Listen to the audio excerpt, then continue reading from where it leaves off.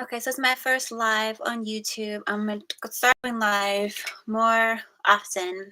So I was writing on a different plan of content I want to start filming, and I'm gonna start doing movie reviews because it's honestly like my favorite thing to do in my pastime. And yeah, so watching movies is my favorite um, thing. I'm a filmmaker, writer, and I just love stories. So it just makes sense for me to just start doing movie reviews. And honestly, I finally just saw Us. I know there's been a lot of buzz about it. I know I'm late, but I wanted to talk about it because it's I don't know, a lot of things like it disturbed me on a lot of levels, and I'm still processing how I feel about it. I didn't film a video right away. I saw it by myself late at night. Um, that was kind of intentional. I mean, I always see movies by myself, so that's not a big deal. But I saw it in the evening because something about like I don't know, like the full effect of just like the fear element, I guess, if you will. Um, my sister always tells me like, how do you watch scary movies by yourself, or how do you watch um, like scary movies? And I'm like, because the antagonist, I'm sorry, the protagonist always has to like face your fear. Like if you think about it, like in life, we're either gonna let fear like run over us, or we're gonna face it and overcome. And that's like my biggest takeaway from like watching like fear and scary movies. Not necessarily gory per se. Like gore, I don't really care for gore, but something about thrillers and scary movies just it just kind of ignites that element of like, well, what are you gonna do? Like, you're gonna left or right? There's a fork in the road. So, um, it's probably not anybody in here yet because I'm not really filming too much on YouTube, but I'm gonna change that. So here goes. So, Us to me, it was a little slow to start. And one thing I will say, I don't really care to watch trailers too often because sometimes I feel like it sets up expectations to where I feel like I already know what's going to happen. So I had to really take a while before I actually went to go see the film because there was so much buzz about it, and there was so much talk about it in the media, and just like people I knew personally that were talking about it that did watch it already. So I made sure that they didn't spoil it for me. At the same time, um, I just had this like in the back of my mind of like, okay, what's going to happen next? And I kind of know what was going to happen, but I was trying to like allow myself just to enjoy it, which is difficult for a filmmaker because you're always kind of like second guessing, like, okay, what's going to happen? You kind of know, and you're like kind of like playing the I don't know, like you're playing director kind of in a sense because you're trying to like guess the next move. Um, so for me, it was a little slow to start, and I didn't really quite understand. Um, like I was trying to process and understand like a lot of the symbolism, and so for me, it was interesting to see in the very beginning with the rabbit, like with the opening image, one of the opening images with the rabbit, because literally I had just went for a walk like one day prior. I kid you not, and this rabbit like darted out of the bushes and ran across the pavement like right in front of me, like almost hit me damn near. And so to see that rabbit honestly in the film kind of like I don't know, kind of spooked me a little bit. But I still have to look into the symbolism of rabbits because although I pretty much kind of know like the back end in terms of like what they call them, animal totems and like spirit animals. So I kind of had a thought flash in my mind of like, "Ooh, what did that mean?" But I was trying to correlate the meaning between my personal rabbit encounter, which is like I said, very odd. But it is springtime, so it's kind of like it wasn't like that far out in left field. But seeing the rabbit in the film, I'm still trying to process it, but I'm gonna just talk through it. So um like doppelgangers, I believe they're called doppeldangers or doppelgangers. Um, those have always been kind of creepy to me, and I kind of honestly had this idea for a film like years ago that I never really quite completed. But this honestly kind of brought that idea up to me again. But those things have always been um, very prominent in terms of like the spiritual aspect of what they represent. And so I thought it was great how he tied in that element. And I loved how it was captured within like the House of Mirrors, where I believe, um, of course, they're going to have this darn machine not here right now, where it said to find yourself. And so that to me was like, all of us were on a journey to find ourselves. And especially as children, we don't know who we are. We're getting like just accustomed to this new world, this new experience. We're placed into this family, this group of people who we don't know, we're getting to know. They're in charge of us, they're in charge of our safety, of our health. We can't do anything without them. And so finding yourself, like, especially as a child, I thought that was great how he tied that into the story structure. And so for her to wander off and to go into the House of Mirrors in pursuit of trying to find herself, I thought that was just like, I mean, that was just like perfect, spot on in terms of like pretty much like the human journey that everyone goes through. Um, I also thought it was interesting that below, like when well, we didn't see it in the beginning, but when she did, when her doppelganger came out and swapped, when they had switched places, when she had choked her and she passed out, I thought it was interesting how, they were basically like below us, like they're in like a basement in a sense. And so it was just kind of bringing up the thoughts of how we all have our lower selves, and um, they're there. They're, you know, listening. They're watching. They're waiting for their moment to um to arrive. I guess if you not arrive, but I guess to receive some sort of like energy and recognition. So like when you're tapping into your lower self, it's like you're tapping into the part of you that's like animalistic and very primitive and very barbaric. Um, and it's kind of like how we have that April and those cartoons where you have like both sides. It's kind of like that because it's like we all have like our higher self, which is like our crown and like where we should be headed in terms of like growth and evolution and expansion. But then like below, there's always like, the chakras that are like lower towards like, lower things we, you know, want to not access or not tap into. I don't want to say necessarily do away with altogether per se, because sometimes like you have to utilize energy, in my opinion. And there's going to be times where stuff is going to, I don't know, you have to just process things. Like, I don't think everyone's going to be positive 24/7. I don't think that's realistic.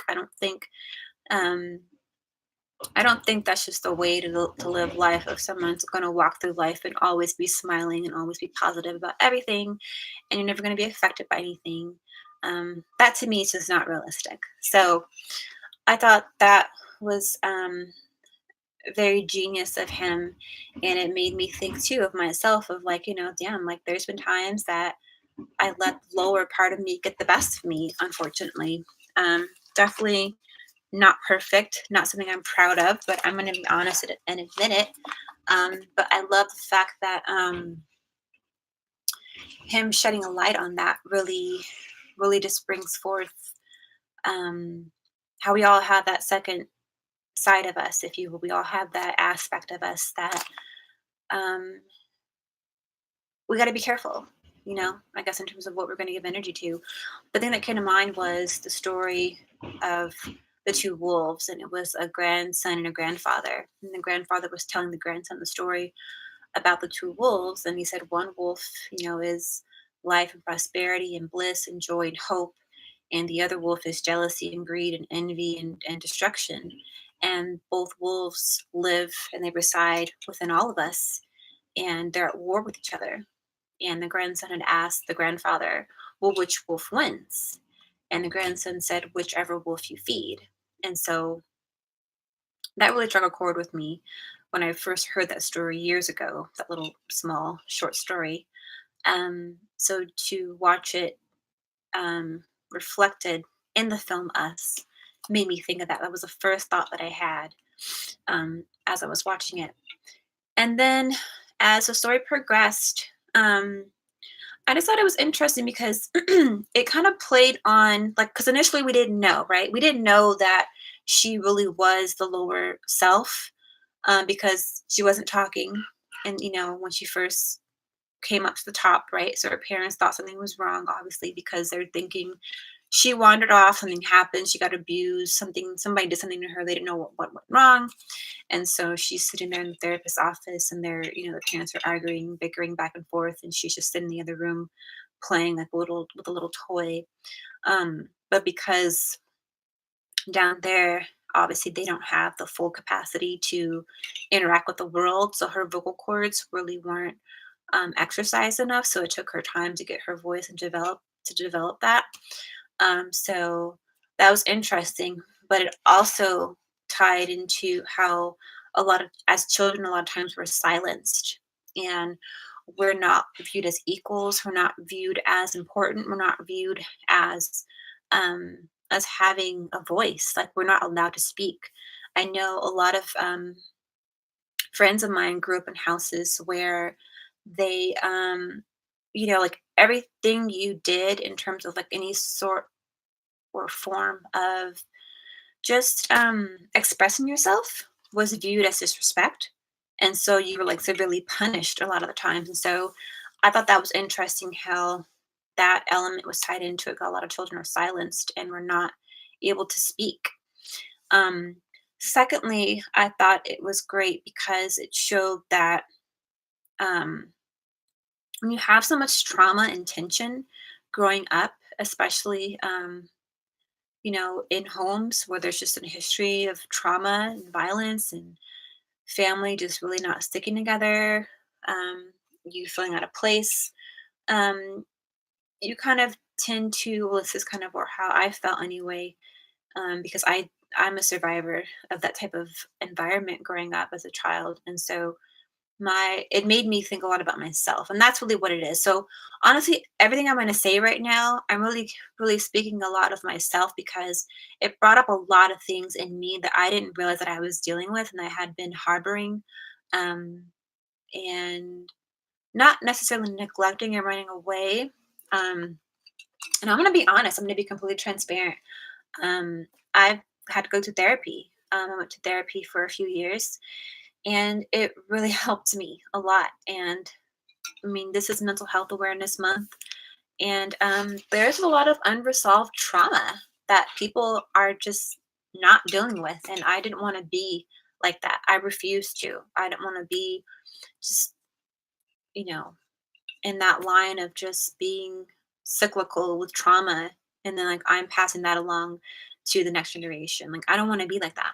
So it made me think about how, not being able to express yourself, being silenced, feeling unheard, feeling as if you don't have any type of contributions to make, any type of um, just the way that you can be expressive in a sense. It doesn't have to be like because you're speaking out in terms of like admonishing your parents or criticizing them because you're a kid. For one, you don't really even know what that means anyway, or what that is. But if you know something doesn't feel right, not even being able to speak up about that. Um, But then I thought also how later on, I mean, they were showcasing the duality of like her as a child, and then they were showing clips and bits and pieces of her childhood, and then they would fast forward into a present day as she was older. So two things came to mind. One of them was how she was very hypersensitive and always like looking over her shoulder, and she was very guarded.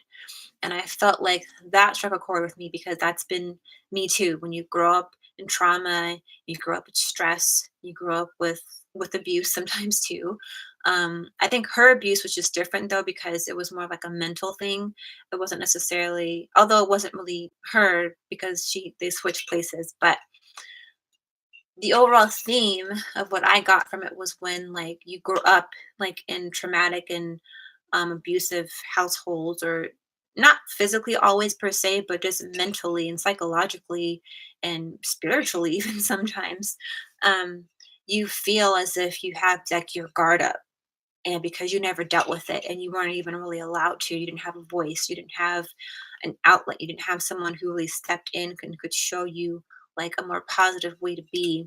And so you grow up just kind of like holding on to all of this and you don't know how to deal with it. And so you tend to like, have your guard up as you move along through life.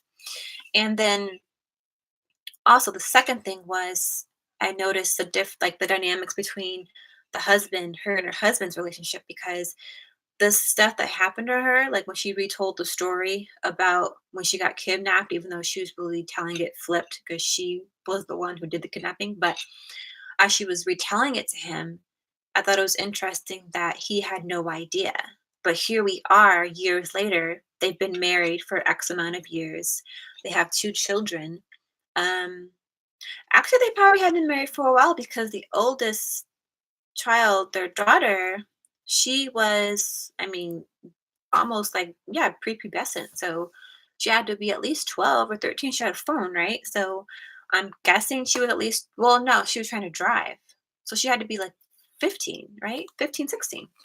So they've been together for quite some time. Granted, I don't know when they got married because she could have had the baby prior to them getting married. I don't know. But let's just say, for sake of, their relationship, they've been together for at least 15 years because they had at least a 15-year-old daughter if she's attempting to drive, right? So you look at that and say they've been together in each other's lives for 15 years, and he had no idea that she had that experience. And I thought that was interesting too, because we not only don't know ourselves and don't know how to process things, the people that we enter into relationships with, they don't even know who we are. Like, and not like in a sense of we're hiding something, or we're trying to intentionally conceal something. It's more so along the lines of, because we don't even know who we are. We don't even know ourselves. We don't even know how to process things we've been through. So how can we even try to attempt to relate to someone else or explain what we've been through with anyone, especially our significant other, which you would think would be the closest person to us, right? But it just doesn't work that way. Unfortunately, a lot of people end up having children with people and you don't even know. So, you marry someone, you don't even know who they are. So I thought that was interesting too, as well. Um, and then let's see, fast forward into the part where the young boy, he goes astray, like at the beach, and he almost walks into the house, but then he turns around and sees the man and his hands are bleeding. That part, I kind of felt like it was like he didn't need to go in there because like I guess like the war, I guess if you will, like the uprising had already begun. So it was just kind of like a sign that he just was drawn into that whole, like, something's like, coming. Something is like upon us. Um, but then like having the reaction that the mother had was kind of classic, because it kind of tied into, had she really been who we thought she was originally, was it because she herself went lost or went missing. She was trying to protect him, and how us as mothers sometimes, or parents, I should say, we want to shield our children because we've went through so much trauma, and we want to protect them. We want to put them in a bubble, and we want to keep them like locked away, and we don't want them to experience life because we're so fearful of what may happen to them. But then also because she knew what she had done. So it was kind of just like little bits and pieces of that, of the layer of that storyline, like, laced through the film as it was progressing. Um, and then the part where the family, and this is the part where, like, as the story starts to build. And so the part where the second family finally arrived at their home, um, I don't know. I guess I thought it was pretty interesting how I mean, I've heard different versions of why they had things play out the way that they did, but essentially, obviously, in the very beginning, the husband, the man, men are supposed to be providers and protectors. He does go out there to, handle the situation. But then as it progressed, roles reversed because well, for one, he ended up getting injured. Um, and then for two, um, her taking the lead at the same time. I know people were kind of like going back and forth around it, but I think there's two aspects. For one, she had to step up because it was really issue, her thing. Like she had to face it. So how in the beginning of how I said like my love for scary films and for thrillers is because the protagonist has to face the fear. Like they have to face whatever they've done. Be it their fault or not, they have to face it. So she had to step up because had she not, I mean, who else was going to do it? Because he didn't even know what she had did. So it wasn't like he could really take her place. Um, and then for two, we do live in a society that I feel a lot of women have had to really channel and tap in and um, kind of embody a lot of masculine energy. And they're not really allowed to be feminine, not allowed to just be, masculine energy is more about doing, whereas feminine energy is more about being. Femininity is more about like we're receiving, and masculine is more, it's more penetrating. It's more, like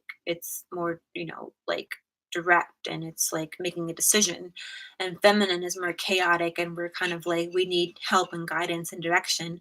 But we both work together in tandem, not to be like women are weaker or men are stronger. It's just our nature of energetic, um like the energetic interaction of the two genders. So I thought that was interesting too, and a lot of people were upset because they were feeling that it wasn't um, giving the man the ability to be a man. But I thought it was like perfect reflection of the times. I mean, most men are not being men because a lot of women are being men, and therefore men are becoming women in a sense. Not like that, like being a woman, like physically, like like physically being a woman, but energetically embodying and channeling in more feminine energy. So I thought that was interesting too, how he played the the, the dynamics of that as well. Um, and then let's see what else. The part that did throw me for a loop was the fact that there were multiple um uh doppelgangers out there. Though I kind of knew that was going to happen because everyone has one, but I didn't know because like when I first thought about it, I thought, well, why don't they go to their friend's house, the ones that they went to the beach with? But then of course they were kind of like in a secluded part of like the city, and it didn't seem like the houses were very close together. So I knew there'd be some struggle to get to their house, but I didn't expect that family to already be there. But then it makes sense because everyone's going to be attached to who they're attached to. So when that happened, it was kind of like, damn, like they're about to kill everyone because I mean they're gonna find you. They're connected to you. They're drawn to your scent. I mean, they're essentially you. So wherever you are, they're gonna be. So that part was interesting because it's like, wow, not only do you have to look out for your other half, your lower self, you have to look out for other people. And I thought that was very interesting too because as we navigate through life, we do interact with other people. We don't live in the world alone.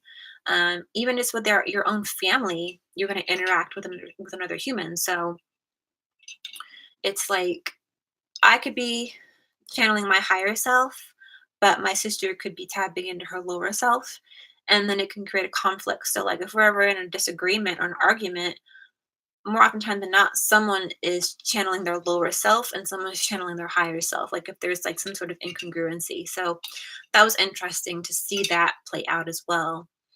Um, and then the only part that I kind of didn't really understand um, as the story went along, and well, from the very beginning, I was still trying to figure out, and I'll have to look into it because I think it was a true event where it was like the hand holding, like so people all over the world join hands start a love train, love train type thing. So I was thinking about that and how everybody was coming together as one, but it was really interesting how it wasn't the people who were here, it was the lower self energy, the lower self people who were killing the people who were up here, the higher mind, the higher self people. But then for whatever reason, they were the ones conjoining hands and, you know, promoting like the peace and the love and the connections. I thought that was interesting. Um, and I'm still trying to process that. And I was thinking about it, and I think like at the very core of our essence and who we are, we still want connection. We still want camaraderie. Um, we still need each other. We need connection. We're not meant to be alone. And so I thought that was interesting that even though in the worst of the worst of who we can be, there's still always a part of us that still wants to have that connection, and that's never really going to go away.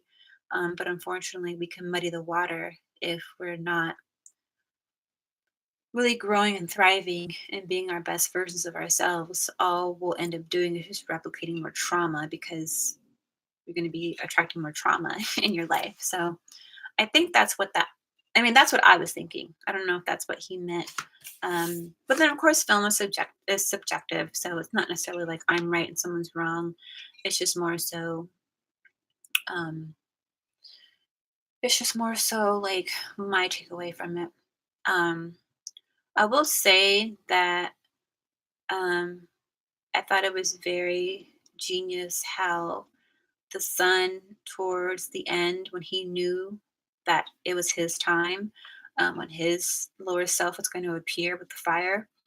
um, I thought it was interesting how he knew that it would mimic him, so in a sense it's kind of like we control it, so it's never going to be able to do anything beyond what we allow it to do. So that was a great depiction of like how our lower selves, they can never control us fully. We always control them. So when he got out of the car and when he was backing up, and like, so the other half of him or his lower self backing up, he knew that it was backing up towards the fire, towards the car. Um, no one else knew that, but he knew it. And so I thought that was great to demonstrate that we control it. Like it has to obey us. Like we're higher than them. They're lower than us. They affect us, but they don't rule us. We rule them, or we rule it, and we rule ourselves because we have autonomy over ourselves. So that was a great scene as well there. Um, Towards the very very end, I thought it was interesting because she, like I said, she had to face herself, which is what I love about scary films, because like you got to face the fear, you got to face whatever happened, whatever went wrong, whatever mistake you made, what have you. Um, And so I thought it was interesting. I didn't understand all the rabbits. Again, like I said, like the rabbits, um, I don't know, the rabbits still kind of like throw me for a loop. I didn't really understand exactly what the significance and the symbolism in terms of the film. 'Cause I know what the symbolism and the spiritual connotation with rabbits mean, but I'm still trying to understand what did he mean by having all the excessive amounts of rabbits present. I'm still trying to understand that because I mean, rabbits represent fertility, they represent proliferation, they represent abundance, they represent growth, change. They can represent money a lot of the times too. Just talking about just like things like multiplication, rather. So I'm trying to still decide or think about how the rabbits relate, in terms of correlation of the film. So I'm still trying to like process through that. I don't know. What do you guys think? Let me know what you think in the comments. Like, what do you think about that aspect of how he incorporated rabbits into the film? I'm still kind of mulling over some ideas of what I think he means, but I'm not sure yet. So I don't know. Let me know what you think about that.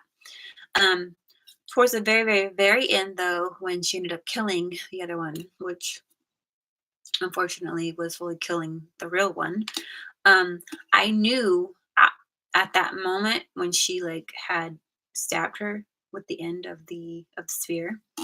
Um, and then it was like, oh my God, so just grotesque to see her like wrap her chains around her neck and how she just like made sure that she like was just, and the face that she made like when had they had the camera angle between like the real one, but she was in the red, and then like her, the other one, like the real lower self person. Um, just like to see her face, like I could tell that I knew something was off. I was like, that's not really her. Like I don't know what it was. It was like because the entire film, she had this like I don't know, something was off about her. I couldn't really quite put my finger on it, but he did such a great job at like just lacing like all the trauma and just the different things of life that we go through. And so I thought that was great how he did that. But in the back of my mind, I was like, there's something off about her. I don't know what it is. And then come to find out that was it.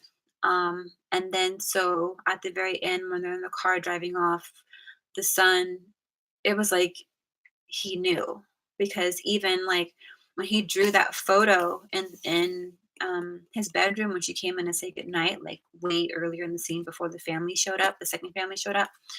It was like she knew then that he kind of was tapping into something because she was just like, who is this? Like, how do you know what I mean? So she kind of like knew he was, had some sort of like power. He like was more spiritual and he kind of knew something was off. And so when he looked at her as she was driving, um, and he had, he just put his mask down and was just like, you're wearing a mask. Like, I know who you are. Like, you're not real. You're fake. Like, you're not, you know what I mean? Like, you're not my mom. Like, you're my mom. You look like her, but you're the lower half of her. Like, you're the sick one. You're the trauma one. Like, you're the one who has, you know, evil and junk in you. Like you're not like the higher self, like not like the good mom of like who I should aspire to seek in my future wife. You're kind of like the traumatic, drama filled version. And so it was like he saw that. And I know I've had friends who have shared with me that they have grown up with toxic mothers. Like that's a real thing. Like a lot of toxic you know, and it kind of goes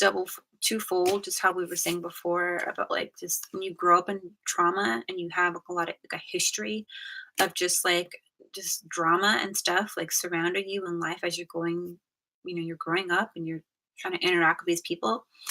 That's your family when I say that. Um, and yeah, it just kind of was like, I don't know, that jumped out at me when I remember one of my really good friends was telling me, he was like, yeah, I love my mom, but she's sick. Like there's something off about her. Like I don't know what it is. Like she'll be one way one minute, but then the next minute she'll be like that. And I get more of that than I get more of this. And so it was kind of like made me think about, his personal experience and his story. And yeah, just that thought came to my mind. I was like, damn, like that's really real. Um so Yeah, I mean, the film was heavy, like, honestly, because there was so much, like, spiritual innuendo, and there was so much nuance and so many different ways you could interpret things, and then contingent upon whether or not you have yourself experienced trauma or just gone through things in life that, I don't know, you just, to make it and to be here standing and still, working on yourself, getting to know yourself better, having better relationships with your, partner, with your children, with your friends, and just growing beyond and away from all that junk that was like weighing so heavy, trying to keep you down. Yeah, I got a lot of that film. So I just wanted to do a quick review of it. I want to start doing more of these, just kind of talking.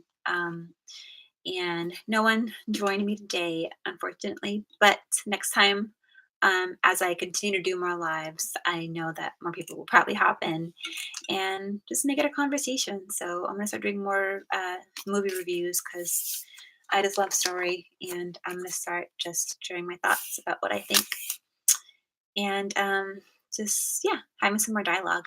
So that'll be all for today. I will talk to you guys later. Let me know what you think in the comments below about the rabbits. Like I said, I'm still not sure about what I mean. What I like, I'm still processing what the rabbits signify. Like I still don't know.